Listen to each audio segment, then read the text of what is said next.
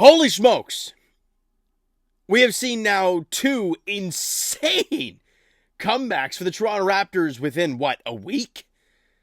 And they come back from a 23-point deficit and have a 21-1 run and beat the Washington Wizards 111-107. I mean, can we not go down 20 at the break or something and have a horrendous first half like we saw against San Antonio and then mount this great comeback? But it's like, I'm going to fire this at you guys. Does this show how good the Raptors are? How resilient they are? Yes. But this also shows us how downright putrid the Washington Wizards are. With the loss, Washington's now 2-8 on the year, and the Raptors are back to 500 at 5-5. Now, you do always hear in sports, the first game after a long road trip is usually a tough one. Well, the Wizards blew this game away. It was awful down the stretch for them. But hey, the Raptors capitalized. They locked in defensively in the second half. They torched them in the second half. And they got the win. Was it pretty for all 48 minutes? No, but it doesn't have to be. You got the win, you move on. But let's break this thing down. So, first quarter, let's be honest. For the first half, the offense sucked. It flat out sucked. Nobody could make shots except for Pascal Siakam. Nothing was going on. It was ugly. And they couldn't miss. I think at one point in the second quarter, they're shooting like 64% from the field. They're at like 40% from three. Meanwhile, the Raptors have two made threes, and they're not even shooting 40%. They were -7 in the first quarter, 32-25. -12 in the second quarter, 32-20. Raptors had 47 at the break. They had 64. Not good whatsoever. You had to figure it out defensively. Now, in the third quarter, did a great job, right? You scored 36. So with about a couple minutes to go in the third quarter, the Raptors really started to lock in a little bit, right? You had a big three from Malachi Flynn late in the third quarter as well. You were +9, 36-27, but you're still going into the break. What were you down? 9, I think it was, going into the no, it was 11. I don't know, something like that. You were around that range going into the fourth, and it's going to take some crazy comeback to find a way to win this game. And for points in the fourth quarter, it looked bleak. They got back up to 14 with like 6 minutes to go, and this is where the train wreck happened. The Wizards scored 1 point in the final 7 minutes of this game. You heard me right. 1 point in the final 7 minutes of this game.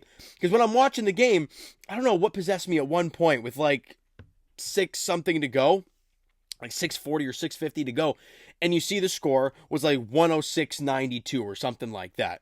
Well, they only scored 107. So that's awful.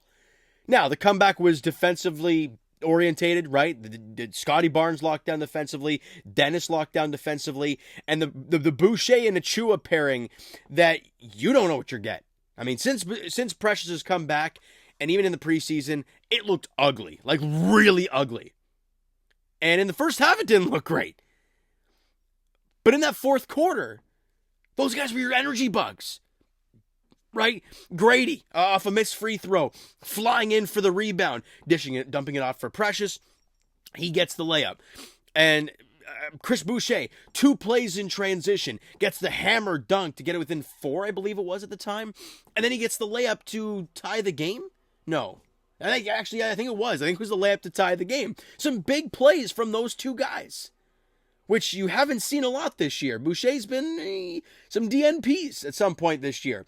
But the Raptors win that fourth quarter of a Pascal Siakam step-back jumper, and it bounces off the front rim and goes in. Then defensively, Scotty Barnes locks it down in the paint, and that was when they tied the game. He gets the ball in that defensive turnover, and that leads to the Pascal jumper. Then they have, 7 seconds to go. The Wizards are down by 2.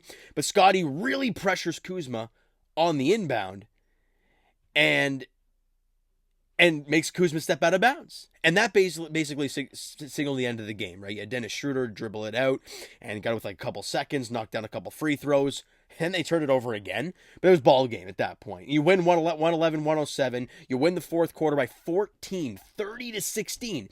You outscored the Wizards by, oh God, math, what, 23 is that in the second half? Wild. But does that shows you a few things about these two teams. One, the Raptors are resilient. They will fight to the bitter end. You saw it in San Antonio and you saw it tonight. It also shows you how horrific the Wizards are this year. They are not a good basketball team. And you should win this game. There's no doubt about it. And I was very worried. I don't know about you guys, but I was very worried during this game. I'm thinking to myself, are we actually going to have 6 losses on the year? And you've beaten, you beat Dallas. You beat Milwaukee. But you lost to Chicago, Portland, and Washington? Like, are we really going to do this? Thank God they came out with this win so I don't have to think that way. But my goodness, it got a little hairy. Let's get to these team stats, get through the player stats, all right? So, they shot 51% from the field. Like I said, at one point it was like 64 at the half, so it tells you how bad they were in the second half. They still did shoot 46% from 3. They only took 26 threes in the game, but they knocked down 12. They only had 12 free throws. They made 9. Raptors shot 50% from the field, and somehow, some way, won this game by making 4 threes. Like, I think your starting lineup, I'm just going to make sure that. I don't think they made a 3 tonight. No, they were combined 0 for 8, 0 for 11, your starting lineup. Yeah, that's not good. Now, obviously, no OG, no Gary Trent Jr., and Dennis Schroeder shooting as poorly as he did, and you still won. So that's something you can take away from it. But 19% from 3 is quite painful. 68% from the line. You still missed 8 free throws, but you won the ball game. Right? Plus 9 in rebounds, 47-38, plus, 7 on the offensive glass, 15-8. Anything else that's glaring? They had 22 turnovers, leading to only 23 Raptor points, but we had 16 turnovers, leading to 26 points for them. So they capitalized on more of our turnovers than we did. There's no doubt about that. Points in the paint. Look, the Raptors may not be shooting the 3, and they were plus 8 in 3-point shooting. That's a plus 21 point differential. The problem is Raptors absolutely dominated the paint. 76-48 in points in the paint. That's where you want it. Obviously, when you're not drilling the 3, you got to find a way to get in there. With no premier shot blocker on the inside, you got to get in there if the 3s ain't falling, and they did that tonight. Second chance points, 18-9 in favor of the Raptors. They definitely made do of those opportunities, and in the fast break, 22-18 in favor of the Raps. Let's get to these player stats. Jakob Poeltl, 13, 6, and 5, shot 6 of 8 from the field. Where else we got here? Minus 14 in 24 minutes. Yeah, not great, but you know what? He was a product of that horrific first half. That's where the minus 14 comes in. Dennis Schroeder, man, did he struggle shooting the ball or what? As I mentioned a few minutes ago, no Gary, no OG.